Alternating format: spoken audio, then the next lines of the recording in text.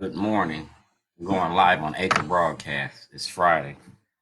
We're going live on Anchor Broadcast, Society Shame. It is May 5th, May 8th, May 8th, 2020. On this day, exactly this day, President Obama asked for a federal investigation into my incarceration. Wait a minute, let me get my thing set. Make a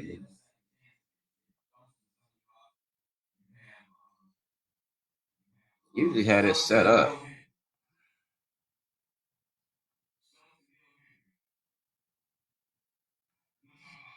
All right.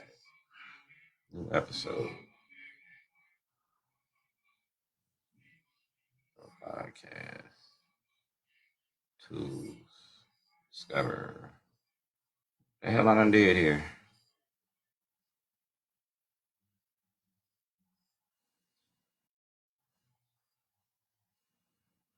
I'm having technical difficulties, so you'll have to bear with me on this. I have to go to Anchor in a different kind of way.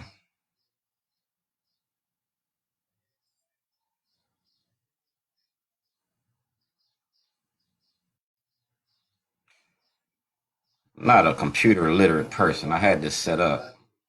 Thought I had it set up.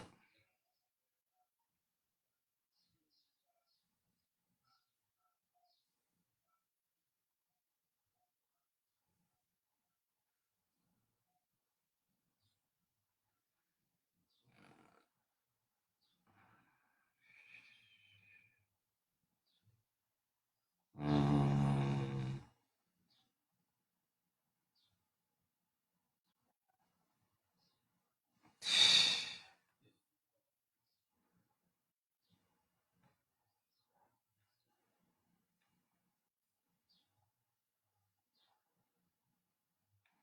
all right, here we go.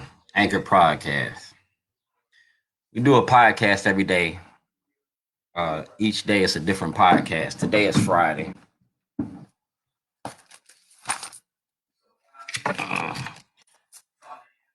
Today is Friday. All right, so let me get this right. Having technical difficulties because I don't have a engineer. I'm doing this all by myself. The director, the producer, the engineer, online personality. All right, so here we go. Welcome to Society Shame. Today is Friday, May 8th, 2020. It is 8:16 a.m. Today is Society Shame. It's called Fuck You Friday. I call it Fuck You Friday because we as a black community, we as a black people, we as a black race been getting fucked for 400 years in America. And we should at least think about fucking back, or at least had this conversation about race and racism. Friday, because I done got, ran over the coals. I done got disrespected. And I'm not the only one that has been treated like this. Tyrone West's family was treated like this. Anthony Anderson's family was treated like this. Maurice Donald Johnson's family was treated like this. PFK Boone's family was treated like this. And now they're treating Kelly Davis' family the same way. Blacks have no rights in which white America respects. All right. This is a significant day to me because on May 8th, 2008, I got a letter from President, then Senator Barack Obama, asking for an investigation into the prison industry. I was making a movie and a documentary about it, and I got locked up about doing it. You can see all my paperwork in the state of Illinois. In the case is the state of Illinois versus Dwayne Davis, 2007, December 2007. All right. I went home on vacation, came back on probation. Kidnapped me from my family the way that you kidnap Africans from Africa. All right. Same way that you kidnap Africans from Africa. All right. So when we keep this record straight about everything that's been going on and everything that they've been doing, we've been here for 400 years and ain't nothing changed. No matter how much money we get, no matter how we try to assimilate into society, no matter how much we fight against segregation or racism, it still exists. President Trump said he want to make America great again. Well, in 2020, they got to address America's hate again. They got to address it. As a social scientific experiment, I said it was a hypothesis. Blacks had no rights in which white America respect. And it was all about the war on drugs because we traded the penitentiary for the plantation cotton for cocaine and we the cash crop. Now, if you've been watching my social media pages, this is for my people that are listening on Anchor FM podcast, Society Shame. If you're listening, you can go to my live feed on Facebook, Dwayne G. Davis. All right. And this morning, I gave Rachel Aragon and her assistant, and I gave Rachel Aragon and the videographer a whistleblower's application. And the whistleblower's application is about the treatment of blacks in Baltimore City and Baltimore County since 2006. I got a detailed diary and documentary about it.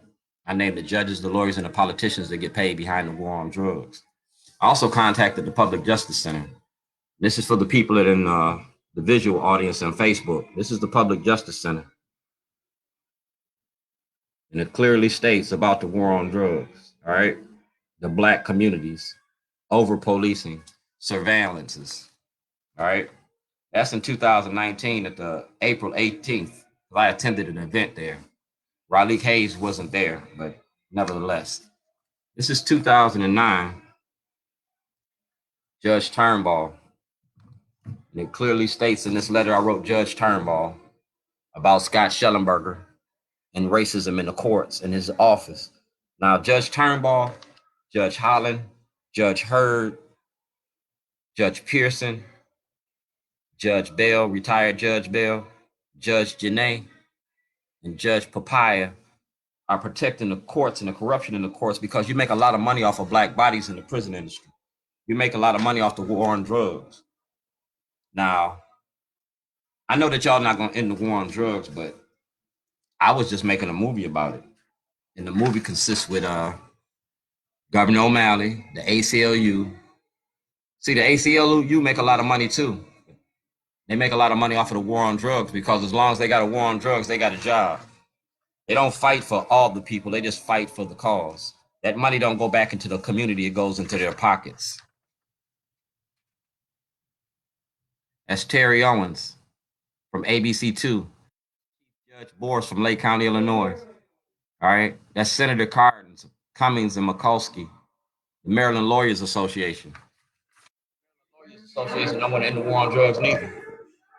The White Petty don't want to end it. Warren Brown don't want to end it. Wendell Gordon don't want to end it. Billy Murphy don't want to end it. Marilyn Mosby don't want to end it neither. She playing the game. That's me. That's crime and justice. All right. American justice. That's my booking card.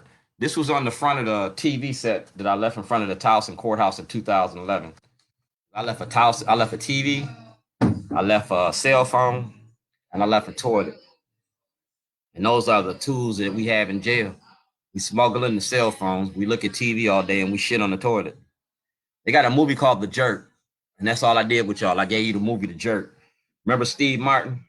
My birth certificate says I'm black, I'm white. Steve Martin was talking about he was a black man. Remember the dog in the toilet? That's all I did is gave you The Jerk. I just reinvented the atmosphere. Being black in America. We're not jerks. We're entertainers. We're educators.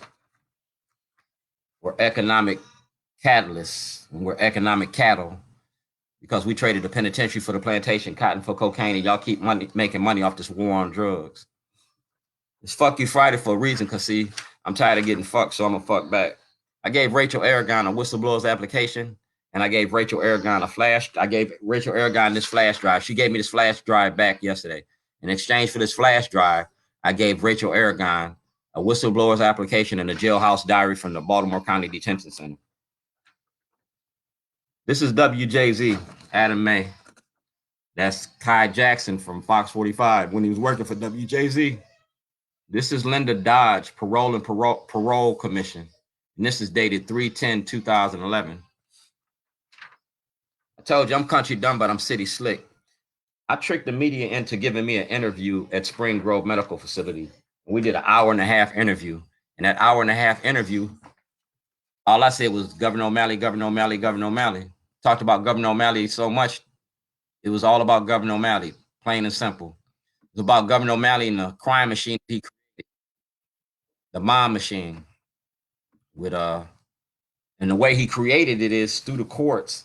Governor O'Malley's crime machine ain't nothing new to me. He got the same crime machine that Richard Daley created in Chicago. You got the same crime machine Richard Daley created in Chicago. I knock my stuff over. I'm always spilling something. Oops. It was just water.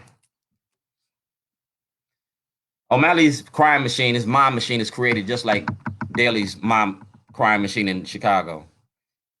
Daley had aldermen and stuff like that. So O'Malley had councilmen. He had districts and he paid people off. He created judges and lawyers in the courts for the racketeering and fraud. If you look at Operation Grey Lord in 1986, it's the same thing. 1986 is when y'all created the war on drugs.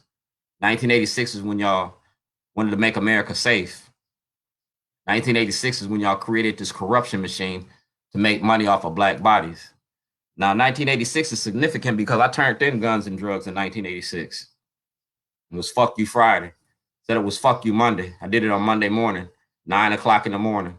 I called the police, 911. You can get the 911 calls from the Waukegan Police Department. I called them and told them I was coming because I'm unforgiving. Y'all put y'all's hands on my daughter, LaQuish Porche Davis, and y'all threatened her and y'all threatened my life. And I'm a black man in America. Two things you don't do. You don't fuck with my kids and you don't fuck with my mama. Now, I started to shoot that police at that time, but I had to think of a different way of coming at you. So what I did is I let that shit marinate for a little while. And y'all kept coming up in my house in 86. Y'all kept threatening me and shit. From February the 21st till March the 3rd. On March the 3rd, I said I was tired of y'all. On March the 3rd, I called 911. I lived at 822 Wadsworth, and I called 911 and said I was coming. I had a 25 automatic. I had a 38, a 357, and a 12-gauge shotgun. I exercised my constitutional right, my Second Amendment. Those guns, some of those guns was registered. They was registered to me. They was registered to my mom, and I had a gun card. But your police department didn't tell y'all that. I didn't shoot that gun at nobody. I shot it in the air. And I walked downtown. I didn't drive. I walked. And every block I went, I shot off that shotgun. Now, you can contact anybody that's anybody in Waukegan, Illinois. They will tell you I'm famous for that. That's when I said I had enough. That was my Malcolm X moment. I was willing to die for my family. I was willing to die for what I believe in. You feel me? And that's the true measure of a man. If I was willing to die for selling drugs and selling drugs and selling drugs, man, I'm going to die for my family. I'm going to die for my friends. I'm going to die for my community. I don't have no fear. I'm an honorably discharged veteran of the United States Navy. I was willing to die for my country. You don't think I'm going to die for my family? Let's get that shit straight. I started these podcasts because they're therapy. I started these videos because it's a continuation of the documentary. As long as they got racism in America, I got a job. As long as they got mass incarceration in the prison industry, I got a job. I'm an advocate for homelessness. I'm an advocate for prisoners' rights. I've been in the jails. I've been in the Joliet correctional facilities. Not once. I've been there twice. I had my education there. You feel me? I've been in the Department of Corrections in the 80s, long before y'all was born and thought about it. I went again in the 90s, but I had my last taste of it in 1990. I ain't been to jail no more, and I'm not going to go to jail no more. You can't send me to jail. You have to figure out something else to do, because killing me is no longer an option. I'm not going to shut up, and you're not going to shut me down. If anything happens to me, you got 52 Democrats that are going to go to jail for conspiracy to commit murder. Marilyn Mosby going to be on the top of the list. Nick Mosby. Because y'all conspired to deny black people their rights under the Constitution. You deny us access to the grand jury, but you use the grand jury against us. 2020, we're going to use it for us. You got Fox 45 running around Baltimore talking about they crime and justice and they leading the fight and corruption and they leading the fight. Well, I done gave Fox 45 a flash drive. That flash drive got a lot of shit on it. Seen Rachel Aragon this morning hollered Mike Check scared the shit out of her. And she got that. I gave her Jailhouse Diary, and I gave a whistleblower's application from the Public Justice Center. It has Governor O'Malley. It has Kiefer Mitchell. It has a lot of the Democrats that's been making a lot of money off of black bodies since they've been sitting in office. Now, y'all recycling y'all's corruption with Tony Bridges, with Councilman Scott, and these young bloods. Y'all recycling y'all's corruption because y'all got to change the old guard. Mary Pat Clark getting ready to retire. So you got Corey McCray and Mary and his sister in city council in the state. It's the same corruption that y'all had in Chicago, the nepotism, the family favoritism, and how y'all put them in place. Y'all hire them because they went to Poly or they went to city. That's the same corruption. Now, Farouk is talking about that, but Farouk got that from me. Everything Farouk talking about, he got most of that from me. But the only thing that Farouk didn't tell you, was how he got his money. Farouk is he has Middle Eastern ties, Pakistan, India, stuff like that, Middle Eastern ties, and people of brown color. You know what I'm saying? His ties are to those people, and those people own them Dunkin' Donuts. They own a couple daycare centers. They own a lot of gas stations. Farouk got his money through ties. Those people made them people make them donations. How you think Farouk gets so much airtime on Fox 45? He get free time. And as far as his taxes, yeah, he kept his taxes straight. But he also been laundering money. His campaign been laundering money. If you look closely at his campaign and see who we got them contributions from, how did those conveniently have $6,000 a piece? You're going to report the news, report the truth. Like I said, y'all control the narrative. Well, in 2020, we're going to take control of the narrative back from the streets to the seats, like PFK Boom said. From the streets to the seats. If we see you in the streets, I'm going to treat you like I treat Rachel Aragon. I'm going to treat you like I treat Jane Miller. I'm going to treat you like I treat Keith Daniels. I'm going to treat you accordingly. If you give me respect, I respect you. If you disrespect me, I'm going to check you. If you feel you can pull my card, pull my card. But I don't think nobody in Baltimore can do it. Because truth ain't something that you can pull. Truth is something that you got to understand. Truth is something you stand behind. A lie is something that you get to pull somebody's card about. An untruth, triflingness. You feel me? Doing this podcast is a way of informing the public and giving the public another view of what you see every day. Because when I run up on Rachel Aragon, when I run up on these politicians, you ain't never heard nobody say I was a liar.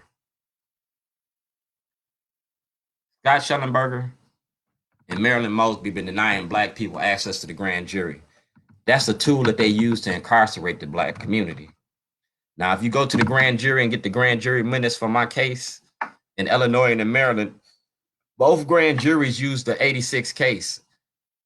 When they used the 86 case, they didn't inform the grand jury that I was found innocent of all those charges in 1988. In 1988, that case was reversed and remanded based on the constitutional violation of self-representation. Yeah, that's my constitutional right. There's one thing that I am, and there's one thing that I ain't. I'm ignorantly intelligent. I ain't stupid. I can't read very well, but I can comprehend to the 13th power. All right. This is the Constitution of the United States. I'm not 3/5 of a man. I'm 5'3". The Constitution of the United States, the First Amendment says I have a freedom of speech, a freedom of assembly, a freedom of press. But those rights don't apply to black people. You don't have a freedom of speech in America if you black. Because if you was black, we could have went to Michigan with all them guns and shit and shut the Capitol down in Michigan. They only let them white people do that. They don't let black people do that. We couldn't have occupied Baltimore if we was black, because they wouldn't have let black people occupy McKeldin Square for more than 20 minutes. All right. If you black in America, you can't speak up against white people without feeling the recourse of their powers. You feel me? Being black in America is a dangerous thing. It's a hard thing. We got to live through the coronavirus, and the coronavirus was designed to kill the black population. The war on drugs was invented to kill the black community and destroy the black family. If we don't recognize the reality of our life, then we're going to continue to live in this matrix. We don't worry about nothing until it affects us. Baltimore is reactive. They're not proactive. I'm a proactive individual because I learned from Martin Luther King. I learned from Malcolm X. I learned from Medgar Evers. I learned from Fred Hampton. I learned from the Panthers.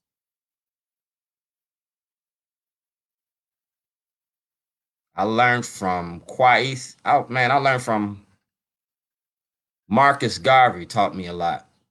But Dred Scott really put it on the table.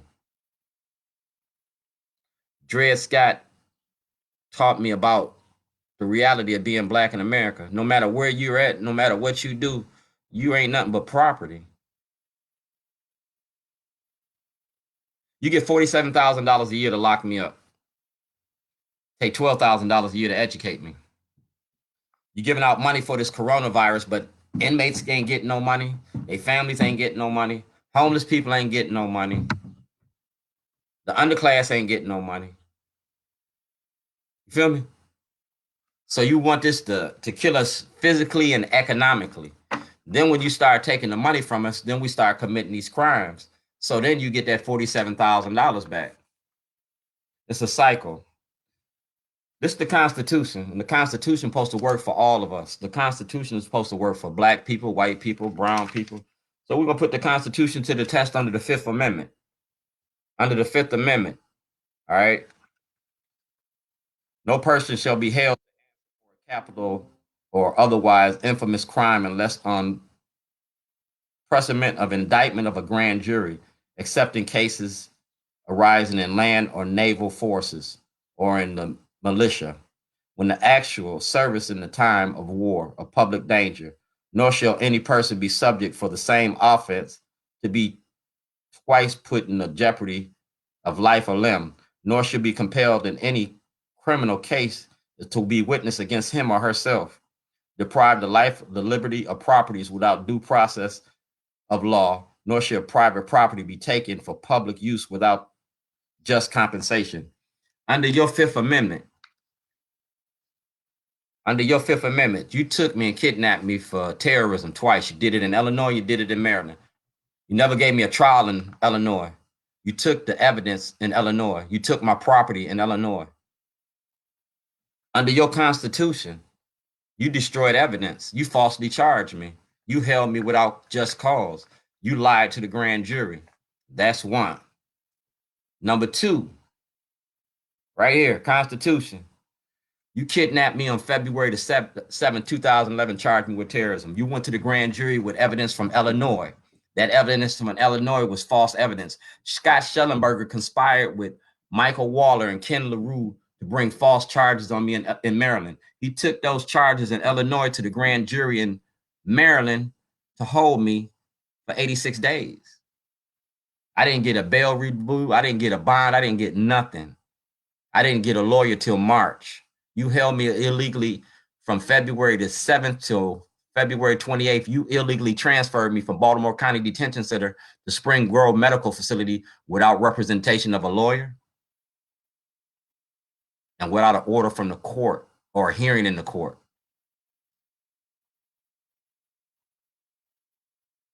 There's so much corruption in Baltimore County in your courts with Judge Turnbull, Judge Souter, Judge Janae, Bobby Zirkin's law firm, and Judge Turnbull's law firm that y'all think that y'all can do anything. Dog, I know how to read the law books. I'm in the law books. State of Illinois versus Dwayne Davis. I'm a precedent-setting case, and I'm going to press upon you in 2020. Now, we're going to talk about crime and justice because it's Fuck You Friday because you've been fucking us for so long. We're going to fuck back. And I'm going to teach them how to fuck back because I'm going to teach them how to read this. This. Right here at the bottom of the Fifth Amendment, it says, can you read that? No private property shall be taken for public use without compensation. You took a truck from me. That truck is worth $6,000. That's the Kelly Blue Book value. And I want that $6,000 for that truck. You took a film from me, a cassette from me. That cassette is worth $1 million. I set the price of my product. Just like the drug dealers set the price of their product. Just like the government set the price of the index for The price index. I'm setting the price of the product. That tape that you got in Illinois is $1 million. What you took from me in Maryland is $130 million because you took 13 movies and 13 years of my life. One of the movies is called Portraits of a Letter, and it showcases this Fox 45 and Fox. It showcases Bill O'Reilly. It showcases you how it gave you a lesson before dying. You can go on YouTube and check it out. Shorty's Voice, A Lesson Before Dying, Portraits of a Letter. That was one of the movies. Other one is I Am Dred Scott, because we're going to show you how blacks have no rights, no matter what this book say. No matter what this book say, if you black in America, you ain't got no rights. So I flipped the script. I'm not black, I'm white. My birth certificate says I'm white, so I use my white birth certificate. I use my white privilege, and that white privilege don't get my black ass nowhere.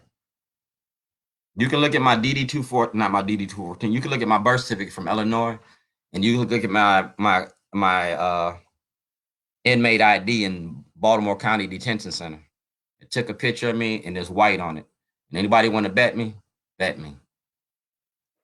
Make a lot of money off of incarcerated individuals. You made a lot of money. What, Keith Davis been locked up? This is his 6th trial, so 5 years. You know, locked Keith Davis up. You know, made $200,000 off of Keith Davis. $40,000 a year to lock an inmate up, plus his medical bills. You know, spent over $300,000 with his medical bills.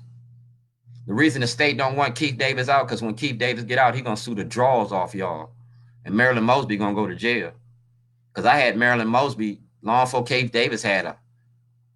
He had her for 5 years. I had Marilyn Mosby since she started. I had her for 6. I had Greg Bernstein because Greg Bernstein and Mosby worked together.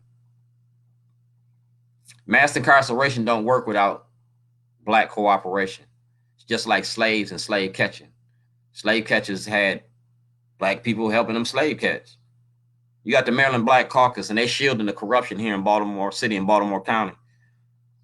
Yeah. Y'all permit Scott Shellenberger to treat black people the way he treat black people. You go to Baltimore, you ask anybody in Baltimore that's black or people of color, and they'll say they scared to go out in Baltimore County. They scared. Straight up. I ain't coming out Baltimore County. I go to the county line. I ain't going out in the county. Police lock you up, pull you over, charge you with anything. They ain't got the dissent decree out in Baltimore County. They permitted to go on. That's your cash cow out Baltimore County. Make a lot of money off Baltimore County. Y'all don't want the housing restrictions. Y'all don't want the housing restrictions eased because y'all want to keep segregated Baltimore County. Only way that you want black people is in the apartment complexes. You don't want black people on the property. You don't want them to own property.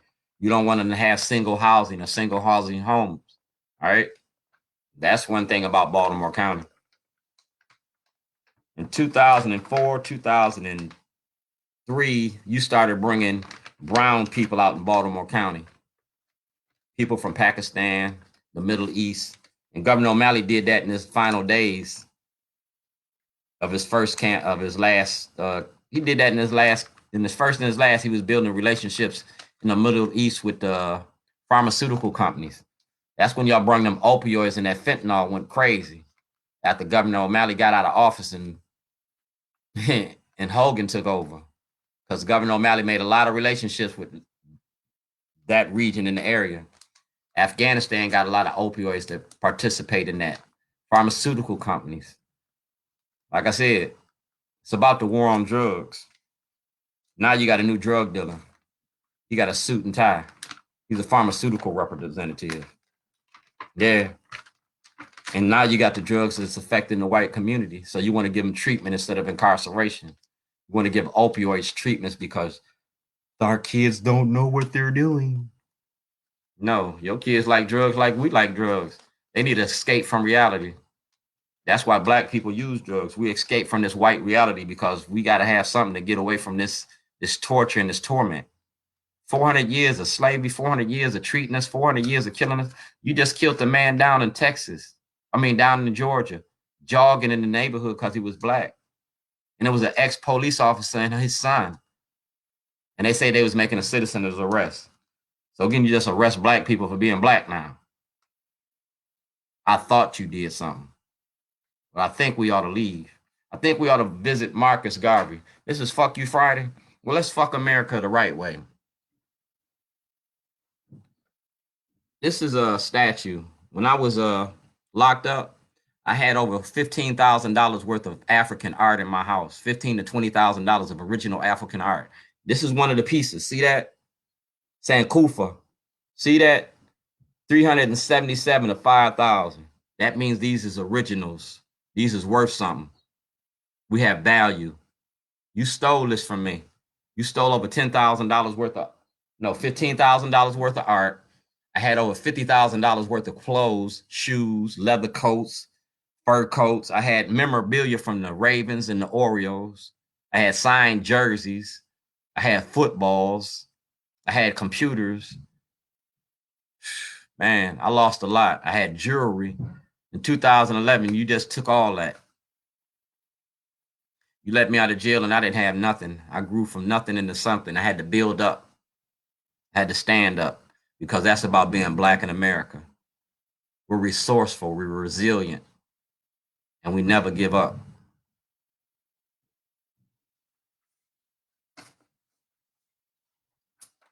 This is Hogan. You go to Governor Hogan, you go to Kiefer Mitchell, you go to Senator Antonio Hayes, you go to Senator Mary Washington, you go to Senator Corey McCray, you go to Vanessa Attenberry, you go to Delegate Clippinger, you go to Senator Smith, the House Judiciary, you go to all these individuals, and on the first of the sessions, I told y'all what I wanted. I want access to the grand jury in 2020. I want access to the grand jury under Senate Bill 374. I want Tawanda Jones to have access to the grand jury. I'm a whistleblower on the courts, and my evidence is in Fox 45's hands. I gave it to Rachel Aragon this morning. Next Friday, I'm going to pick it up. Between now and next Friday, I'm going to go pick it up. When I get it back, I'm sending it to President Trump. Because my enemy going to be my friend. Like I say, this Fuck You Friday. And President Trump is mad at the Democrats. Remember when Congressman Cummings and him had that fight? Well, Congressman Cummings got to turn over all my material to President Trump. Not Congressman Cummings, but Kwasi and Fume. So that's going to end our broadcast for the day. I'm only going to give you 30 minutes. Tomorrow's Saturday. See what we got to tell you on Saturday. But today, go to my live feeds on Facebook. Go to Society Shame. Go to Facebook, Dwayne G. Davis. And this is going to end my anchor broadcast, Society Shame, for May 8th, 2020. And this is a thing for President Obama. President Obama asked for an investigation on this very day, May 8th, 2020. Go to Governor Hogan and get my paperwork. Go to Senator Huff and get my paperwork. May 8th, 2020. Revenge is a dish best served cold. Society Shame. I'm going to name you when I shame you.